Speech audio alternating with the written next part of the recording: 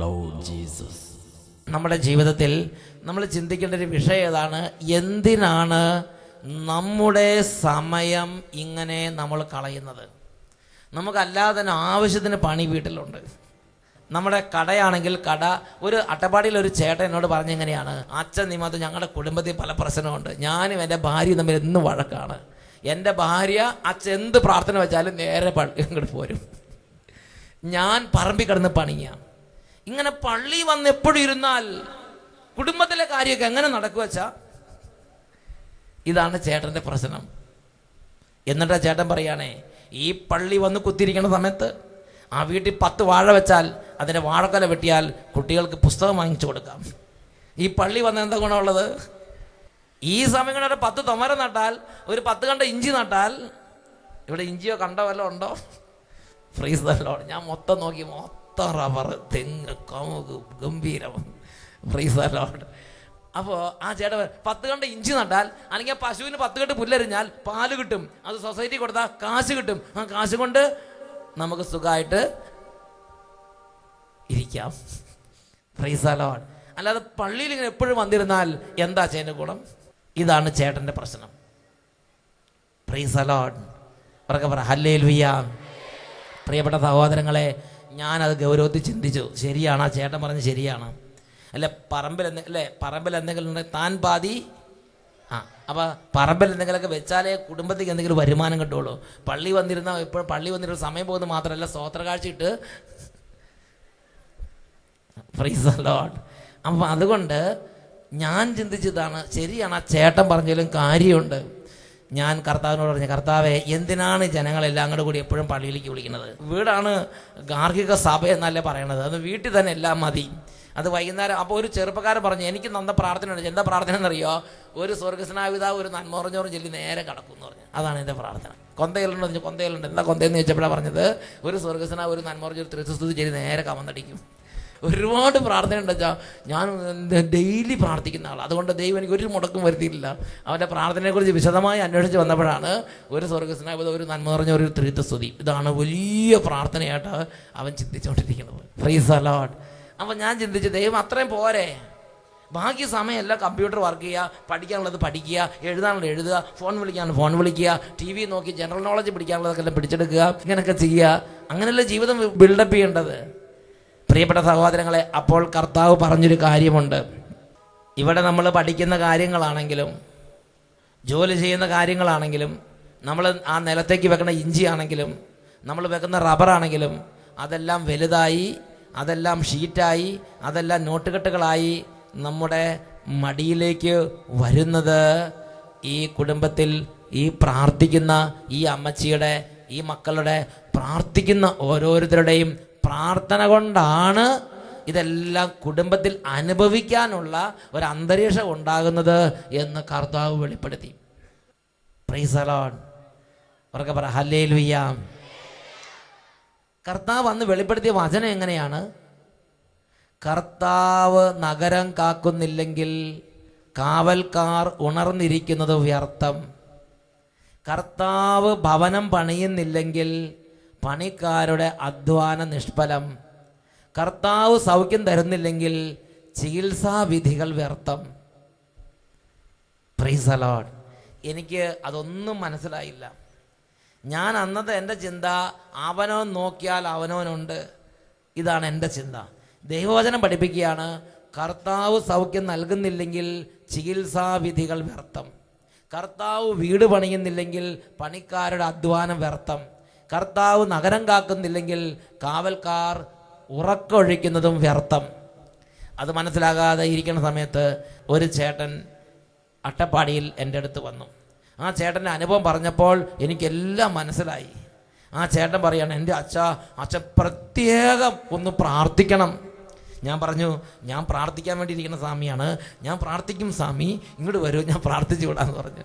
അപ്പോൾ എന്തിനു വേണ്ടിയാണ് പ്രാർത്ഥിക്കേണ്ടത് എന്ന് ചേട്ടനോട് ചോദിച്ച്, അപ്പോഴാണ് ചേട്ടൻ പറഞ്ഞത്, എൻ്റെ ഹാർട്ട് മുഴുവൻ ഫെയിലായി, അങ്ങനെ ബുദ്ധിമുട്ടായി കിടക്കുകയാണ്, അതുകൊണ്ട് ഏത് സമയവും മരിക്കും. ഇനി അടുത്ത അറ്റാക്കിൻ്റെ സമയത്ത് മരണമാണ് ഡോക്ടർമാർ വിധി എഴുതിയിരിക്കുന്നത്. 1, 2, 3 അറ്റാക്ക് കഴിഞ്ഞ് ഇനിയത്തെ അറ്റാക്ക് അവസാനത്തെ അറ്റാക്ക് എന്നാണ് പറഞ്ഞിരിക്കുന്നത്. Price the Lord. എൻ്റെ കിഡ്നി 2 ഫെയിലിയറായി കിടക്കുകയാണ്. അതുകൊണ്ട് എപ്പോഴും ഡയാലിസിസ് ചെയ്തുകൊണ്ടിരിക്കണം.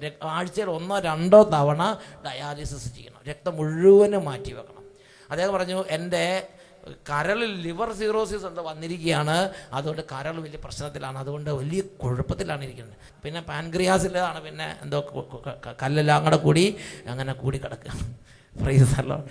ഇത്രയും കാര്യം, കരള്, ഹൃദയം, കിഡ്നി, പാൻക്രിയാസ്, ഇത് മുഴുവനും തവിടുപൊടിയായി കിടക്കുകയാണ്.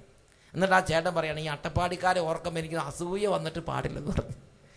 ഞാൻ ചോദിച്ചു, ചേട്ടാ അവരവിടെ മര്യാദയ്ക്ക് ജീവിച്ചാൽ ചേട്ടനാണ് അസൂയപ്പെടുന്നത്? ചേട്ടനാണെങ്കിൽ കേരളത്തിലെ ഒരു വലിയ രാജ്യത്ത് നിന്ന്, അല്ലെങ്കിൽ വലിയൊരു പ്രദേശത്ത് നിന്ന് വലിയ ധനോട്ട് ഭയങ്കരനായ ഒരു ചേട്ടനാണ് വന്നിരിക്കുന്നത്. ഞാൻ ചോദിച്ചു, എന്തിനാ അട്ടപ്പാടിക്കാരെ കുറിച്ച് ഇങ്ങനെ അസൂയപ്പെടണമെന്ന് ചോദിച്ചു. അപ്പോഴാണ് പറഞ്ഞത്, നിങ്ങൾക്കൊരു ജലദോഷം വന്നാൽ ഓടിപ്പോയി ഒരു ഗുളിക വാങ്ങി കഴിക്കാം, ഒരു കപ്പ കഷ്ണം കണ്ടാൽ എടുത്ത് കടിച്ച് തിന്നാം, ഒരു കാച്ചിൽ പുഴുങ്ങി വച്ചിരിക്കണ്ടാൽ ആ മുളകും കൂടി എടുത്തടിക്കാം. എനിക്കത് പറ്റില്ലെന്ന് പറഞ്ഞു. മഹാനായ ചേട്ടന് വെറുതെ ചൂടുമില്ല തണുപ്പുമില്ലാത്ത ഈ വെള്ളം ഉണ്ടല്ലോ, ഗോതമ്പ് വെള്ളം, ഗോതമ്പ് പുഴുങ്ങിയിട്ട വെള്ളം അല്ലെങ്കിൽ പയറ് വെന്ത വെള്ളം, ഇതൊക്കെ കുടിക്കാൻ പാടുള്ളൂ. ഇതാണ് ലാസ്റ്റ് അദ്ദേഹത്തിൻ്റെ ഫുഡ്. കൊഴുപ്പ് പാടില്ല, പല പ്രശ്നമാണ്, കൊഴുപ്പൊന്നും പാടില്ല.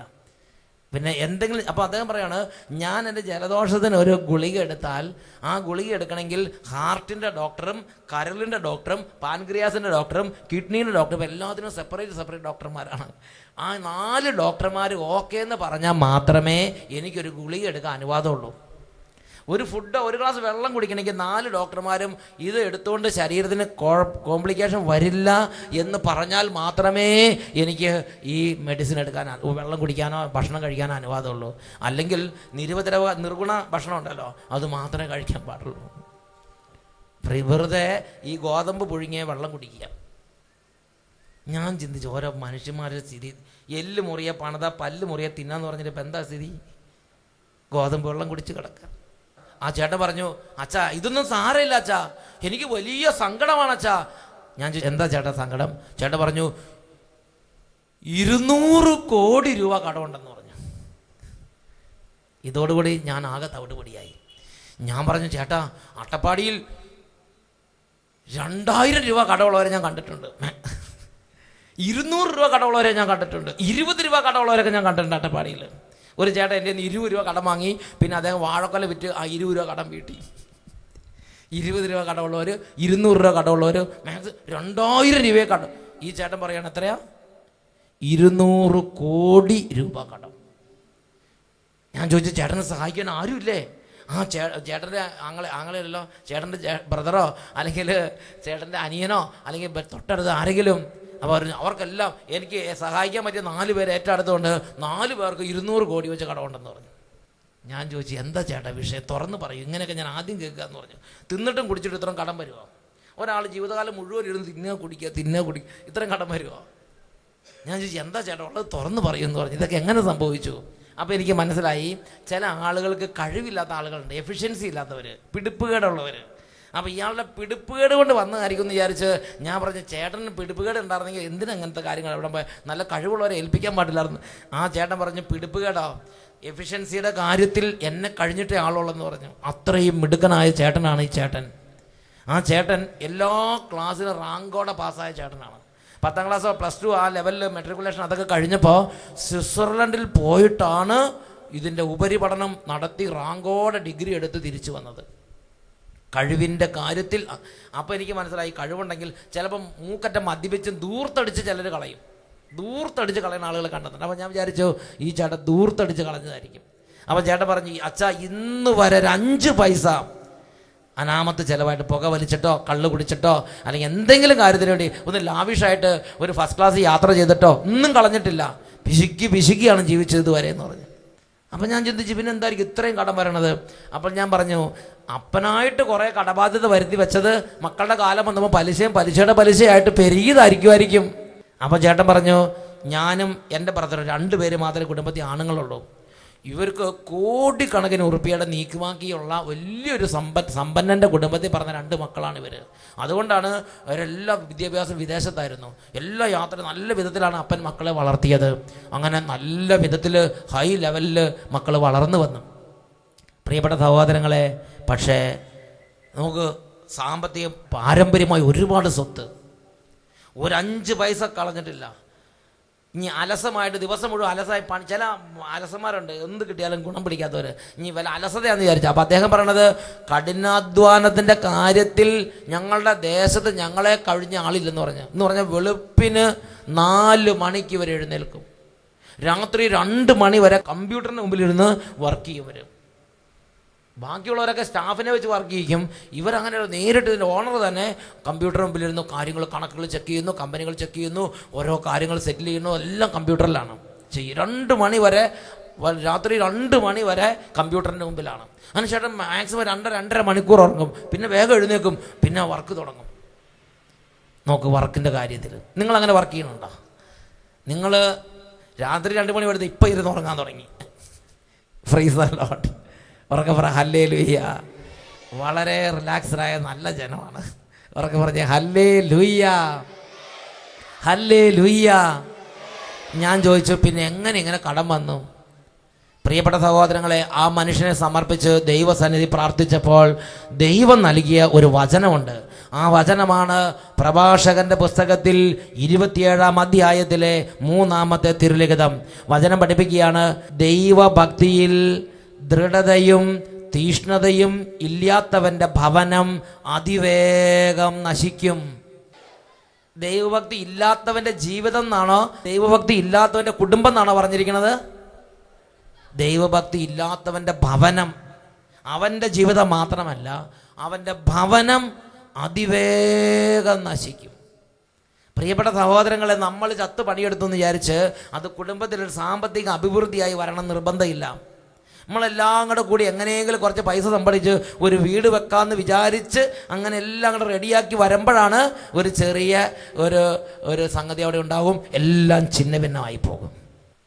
Price the Lord, hallelujah. നമ്മൾ എല്ലാം പഠിച്ച് അങ്ങ് ടോപ്പ് ലെവലിലെത്തി, ഡിഗ്രി എത്തി, ഇനി സമാധാനത്തിൽ ജീവിക്കാൻ ജോലി കിട്ടുമെന്ന് വിചാരിക്കുമ്പോഴാണ് ഒന്നിനു പിറകെ ഒന്നായി പ്രശ്നങ്ങൾ ആരംഭിക്കുന്നത്. പഠിക്കുമ്പോഴും സമാധാനമില്ല, വലുതായിട്ടും സമാധാനമില്ല, അങ്ങനെ എല്ലാ വിധത്തിലും. അപ്പോൾ ദൈവത്തിൻ്റെ വചനം പഠിപ്പിക്കുകയാണ്, ദൈവഭക്തിയിൽ ദൃഢതയും തീഷ്ണതയും ഇല്ലാത്തവൻ്റെ ഭവനം അതിവേഗം നശിക്കും. നമ്മുടെ കാർന്നോമാരെ, ഇന്ന് നിങ്ങൾ ഇവിടെ കുറച്ച് റബ്ബറും കുറച്ച് തെങ്ങും കുറച്ച് പൈസയും കുറച്ച് മടിശീലയും കുറച്ച് മടിസഞ്ചിയും ഒക്കെ ആയിട്ട് ജീവിക്കുന്നുണ്ടെങ്കിൽ, അതിന് മുമ്പേ നിങ്ങളുടെ അമ്മ അല്ലെങ്കിൽ നിങ്ങളുടെ അപ്പൻ, ഇതിനു മുമ്പ് ഇവിടെ ദേവാലയം ഉണ്ടാകണം, ഇവിടെ വൈദികർ വേണം, ഇവിടെ കുർബാനകൾ വേണം, ഇവിടെ കുമ്പസാരങ്ങൾ വേണം, ഇവിടെ ആദ്യ വെള്ളിയാഴ്ച പ്രാർത്ഥനകൾ വേണം, ഞങ്ങളുടെ മക്കൾക്ക് ദൈവവിശ്വാസി വളരാൻ നല്ല സ്കൂളുകൾ വേണം എന്ന് ആഗ്രഹിക്കുകയും അതിനുവേണ്ടി ത്യാഗം എടുക്കുകയും അതിനുവേണ്ടി പ്രാർത്ഥിക്കുകയും ചെയ്തിരുന്ന ദൈവഭക്തിയുള്ള ഒരു അപ്പനോ ദൈവഭക്തിയുള്ള ഒരു അമ്മയോ നിങ്ങളുടെ കുടുംബത്തിൽ നിങ്ങൾക്ക് മുൻഗാമികളായി ഉണ്ടായിരുന്നതിൻ്റെ പച്ചപ്പാണ് ഇപ്പോൾ ഉള്ളത്. ഇന്ന് നിങ്ങൾക്ക് ദൈവഭക്തി ഇല്ലെങ്കിൽ ഇതിൻ്റെ വരൾച്ച അടുത്ത തലമുറ അനുഭവിക്കുക തന്നെ ചെയ്യും. പ്രിയപ്പെട്ട സഹോദരങ്ങളെ, വേറൊരു വാക്കി പറഞ്ഞാൽ, അന്ന് നമ്മുടെ കാർന്നോമാർ വെളുപ്പിന് എഴുന്നേറ്റ് ആ ടർക്കിയും തലയിലിട്ട് 10 കിലോമീറ്ററും 5 കിലോമീറ്ററൊക്കെ നടന്ന് ദേവാലയത്തിൽ വന്ന് കുർബാന അർപ്പിച്ചത് വെറുതെയാണെന്ന് നിങ്ങൾ ചിന്തിക്കരുത്. ആദ്യ വെള്ളിയാഴ്ചയൊക്കെ വെളുപ്പിന് എഴുന്നേറ്റ് മഞ്ഞത്ത് മഞ്ഞൊന്നും കൊള്ളാതെ വേണ്ടതെടുത്ത് ആ ചൂട്ടെല്ലാം കത്തിച്ച് പള്ളി വന്ന് കുർബാന അർപ്പിച്ചതും കുമ്പസാരിച്ചതും വെറുതെയാണ് നിങ്ങൾ ചിന്തിക്കരുത്. Price the Lord.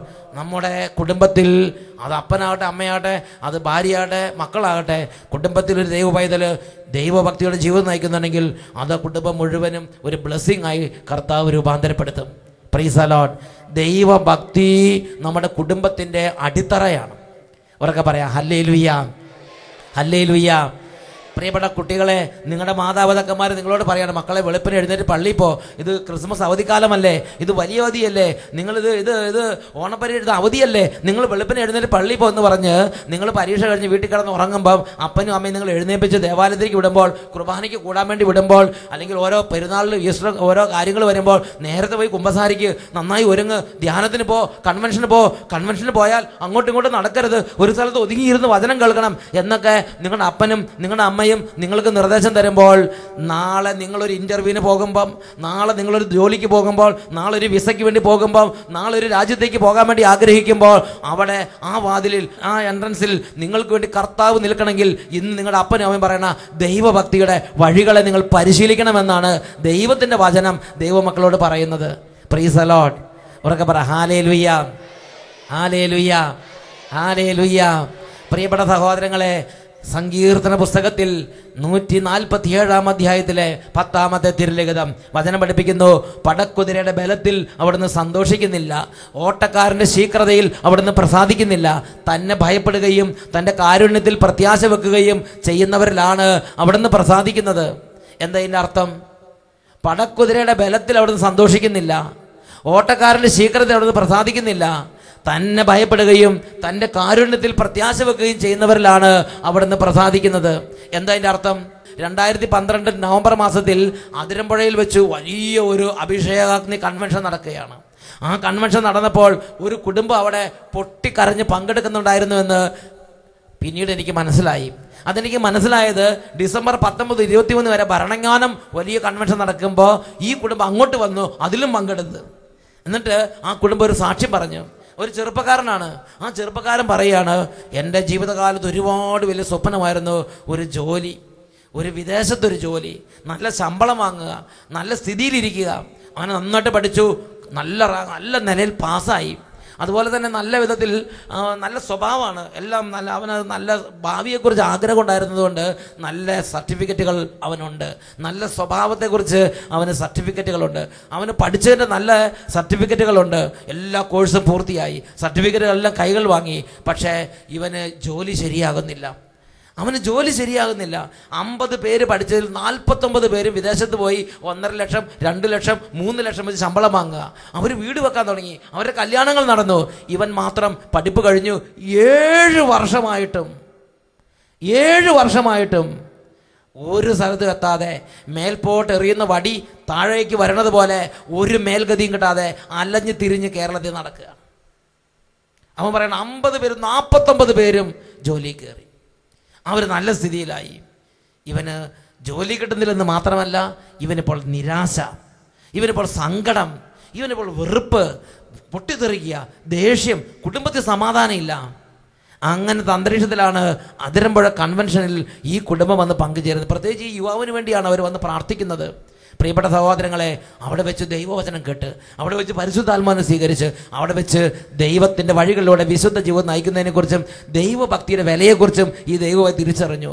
അവൻ എന്ത് ചെയ്യുന്നറിയോ? അവനോട് എളിമപ്പെട്ടിട്ട് അവൻ്റെ പാസ്പോർട്ട്, അവൻ്റെ സർട്ടിഫിക്കറ്റുകൾ അതെല്ലാമായിട്ട് അവനൊരു ദിവസം ഇതാ കൺവെൻഷൻ ഗ്രൗണ്ടിലേക്ക് വന്നിട്ട് പറഞ്ഞു, ദൈവമേ, ഇനി ഞാൻ അങ്ങയിൽ ആശ്രയിക്കുകയാണ്.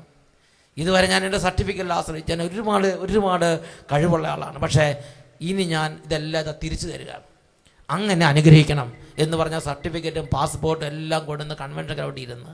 അത് കഴിഞ്ഞ് പോകാറായപ്പോൾ അവർ പ്രതീക്ഷയില്ലാതെ ചോര പറ്റിയ മുഖം ഉണ്ടല്ലോ, ആ ഒരു വിളറി മുഖം എന്ന് പറയും, ആ ഒരു പ്രത്യേക തരത്തിൽ വിളറി വെളുത്ത ആ അന്തരീക്ഷത്തിൽ അവൻ വന്ന് പറഞ്ഞു, ഇതാണ് അച്ഛാ സ്ഥിതി. അപ്പോൾ നമ്മൾക്ക് കർത്താവ് പറഞ്ഞിങ്ങനെയാണ്, നിങ്ങൾക്ക് ദാനമായി കിട്ടി ദാനമായി കൊടുക്കുക. ആ ഹോളി വാട്ടർ എടുത്ത് ഒന്ന് വെഞ്ചരിച്ചു. സാംസൺ അച്ഛനോ അല്ലെങ്കിൽ അവിടെ കൂടെ ഉണ്ടായിരുന്ന അച്ഛന്മാർ, സെബാസ്റ്റ്യൻ ബ്രിട്ടോച്ചൻ, സാംസൺ അച്ഛൻ അല്ലെങ്കിൽ വികാരിച്ച്, അങ്ങനെ അവിടെ അച്ഛന്മാരുണ്ട്. അച്ഛന്മാരങ്ങോട്ട് ബ്ലെസ് ചെയ്ത് അങ്ങോട്ട് പ്രാർത്ഥിച്ച് ആ മനുഷ്യൻ പറയുകയാണ്, പിറ്റേ ആഴ്ച അവൻ്റെ ജോലി വിസ നടന്ന് മാറി, വിസ അടിച്ചു, ജോലി ഇൻ്റർവ്യൂ അവന് സെലക്റ്റഡായി, അപ്പോയിൻമെൻറ്റ് ഓർഡർ കിട്ടി. പിറ്റേ 7 ദിവസത്തിനുള്ളിൽ എല്ലാം മുടങ്ങി കിടന്ന കാര്യങ്ങളും അവനങ്ങോട്ട് ശരിയായി. അപ്പോഴവൻ എന്ത് ചെയ്തു? ജോലിക്ക് പോയില്ല. അവൻ പറഞ്ഞു, ഞാൻ അങ്ങനെ പോണില്ല, എൻ്റെ കർത്താവ് ഇതേപോലെ ഇന്നും ജീവിക്കുന്നുണ്ടെന്നും എൻ്റെ കർത്താവിനോട് ചിന്തയില്ലാതെ സ്വന്തം പഠിപ്പും സ്വന്തം കഴിവും സ്വന്തം ബുദ്ധിയും സ്വന്തം അധ്വാനവും മാത്രം നമ്മൾ ചിന്തിച്ച് മുമ്പോട്ട് പോയാൽ അത് കർത്താവ് തരുന്നില്ലെങ്കിൽ ഈ പഠിപ്പ് നമുക്ക് ഉപകാരപ്പെടില്ലെന്നും ഈ ജനം അറിയേണ്ടതിന് ഭരണജ്ഞാനത്ത് വരുന്ന ആളുകളോട് ഇത് സാക്ഷ്യം പറഞ്ഞിട്ടേ ഞാനൊരു ജോലി കയറുമെന്ന് അവന് നിർബന്ധം. അവൻ വിളിച്ചു പറഞ്ഞു, എനിക്ക് ക്രിസ്മസ് കഴിഞ്ഞിട്ടേ വരാൻ പറ്റുള്ളൂ. അവരനുവദിച്ച്. അങ്ങനെ അവൻ അതിരമ്പുഴയിൽ ബസ് കയറി വരാമെങ്കിലും അങ്ങനെയല്ല, ധ്യാനം ശരിക്കും നേരത്തെ വന്ന് കൂടണം. എങ്ങനെയെങ്കിലും കൂടിയാൽ പോരാ. പണ്ടൊക്കെ അങ്ങനെയായിരുന്നു, ഉഴപ്പി വരും, എപ്പോഴെങ്കിലൊക്കെ വരും. കുർബാന കഴിയുമ്പോഴത്തേനും അവിടെ ചായ കുടിച്ച്, അവിടെ പുക വലിച്ച്, അവിടെ പോയി മൂത്രം ഒഴിച്ച്, ആർക്കാനും വേണ്ടി എന്തൊക്കെയോ അങ്ങനെ ഉന്തിത്തള്ളി വെക്കണ മാതിരി കർത്താവിന് മുമ്പിൽ വന്ന് എന്തെങ്കിലുമൊക്കെ ചെയ്തിട്ട് പോകുന്ന രീതിയായിരുന്നു. അവനത് മാറി. അവന് ദൈവത്തെക്കുറിച്ച് ബോധ്യം കിട്ടി. അവനതുകൊണ്ട് ഭരണജ്ഞാനത്ത് അവരുടെ പരിസരത്ത് കിട്ടാവുന്ന ഒരു ലോഡ്ജ് എടുത്ത് ആ ലോഡ്ജിൽ താമസിച്ച് കൺവെൻഷന് മുമ്പ് തന്നെ പരമാവധി നേരത്തെ നല്ല വിധത്തിൽ കുർബാന അർപ്പിക്കാവുന്ന വിധത്തിൽ അവൻ നല്ലൊരു പൊസിഷൻ കിട്ടാൻ വേണ്ടി നേരത്തെ വരാൻ, അവൻ അതിരമ്പുഴയെന്ന് വരാൻ വലിയ ദൂരമില്ല ഭരണങ്ങാനത്തേക്ക്. എന്നാൽ ഇച്ചിരി താമസിച്ചാലോ എന്ന് വിചാരിച്ച് 5 ദിവസം അവന് മുറി ബുക്ക് ചെയ്ത് ലോഡ്ജ് എടുത്ത് അവിടെ താമസിച്ച് 5 ദിവസം കൺവെൻഷനും കൂടി ആളുകളോട് ഈ കാര്യം സാക്ഷ്യപ്പെടുത്തി, ഞാൻ പിന്നെ ലോഡ്ജിൽ കൂടെ താമസിക്കണമെന്ന് വെളിപ്പെടുത്തി സാക്ഷ്യപ്പെടുത്തിയിട്ടാണ് അവൻ പിന്നെ ജനുവരിയിൽ അവൻ ജോലിക്ക് കയറിയത്. Price the Lord, praise the Lord.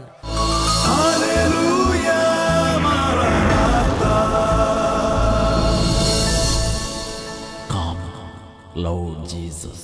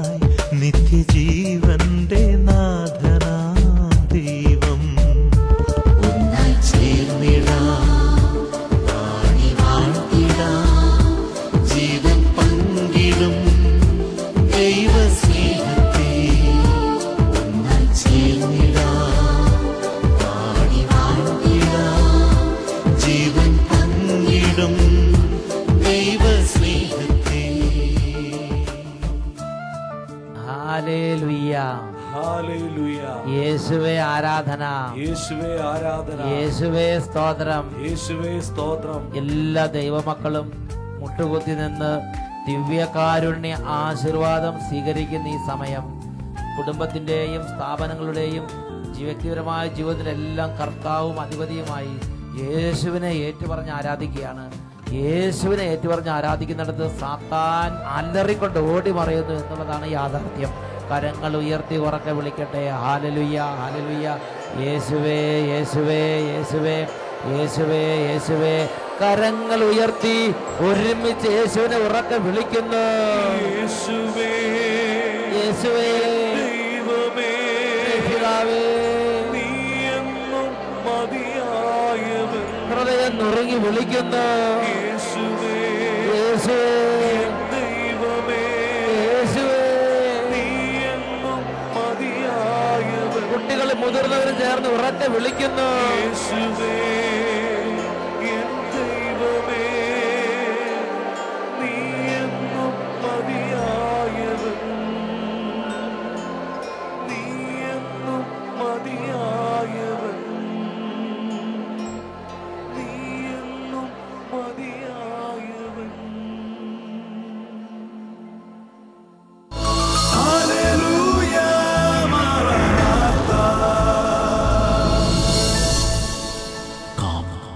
Lord Jesus.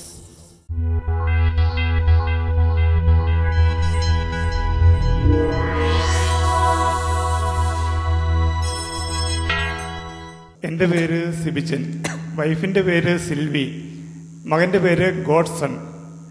വിവാഹം കഴിഞ്ഞ് 17 വർഷമായി ഞങ്ങൾക്ക് മക്കളുണ്ടായിരുന്നില്ല. ആയുർവേദം, അലോപ്പതി, ഹോമിയോപ്പതി എല്ലാ ട്രീറ്റ്മെൻറ്റുകളും ചെയ്ത് പരാജയപ്പെട്ടു. ഒത്തിരി പ്രതീക്ഷയോടെ പ്രാർത്ഥനയും ചികിത്സയും ട്രീറ്റ്മെൻറ്റുള്ള ഒരു പ്രകൃതി ചികിത്സാ കേന്ദ്രത്തിൽ 3 വർഷത്തിനിടയിൽ പല തവണ ഞങ്ങൾ ട്രീറ്റ്മെൻറ്റിന് വിധേയരായി. അവിടെയും നിരാശയായിരുന്നു ഞങ്ങളുടെ ഫലം. അവസാനം 2011 ജൂൺ മാസത്തിൽ അവിടെ നിന്ന് ഞങ്ങൾക്കൊരു നിർദ്ദേശവും ലഭിച്ചു. ഇനി നിങ്ങൾക്ക് മക്കളുണ്ടാകാൻ സാധ്യതയില്ല. എന്നാൽ 3 വർഷമായി അട്ടപ്പാടി സെഗിയോൻ ധ്യാന കേന്ദ്രത്തിലെ ആദ്യ വെള്ളിയാഴ്ച ശുശ്രൂഷയിൽ പങ്കെടുത്തുകൊണ്ടിരുന്ന ഞങ്ങൾ 2011 ജൂലൈ മാസം മുതൽ ബഹുമാനപ്പെട്ട വട്ടായലേച്ചനെ കണ്ട് ഒരു ആത്മീയ നിർദ്ദേശം സ്വീകരിക്കുവാനായിട്ട് ഞങ്ങൾ ആഗ്രഹിച്ചു. എന്നാൽ അതിന് ഞങ്ങൾക്ക് സാധിച്ചിരുന്നില്ല. 2011 സെപ്റ്റംബർ മാസം ഞങ്ങൾക്ക് സാധിക്കാതെ വന്നത് മൂലം കൺവെൻഷൻ ഗ്രൗണ്ടിലിരുന്ന് ഞങ്ങളൊരു നേർച്ച നേർന്നു.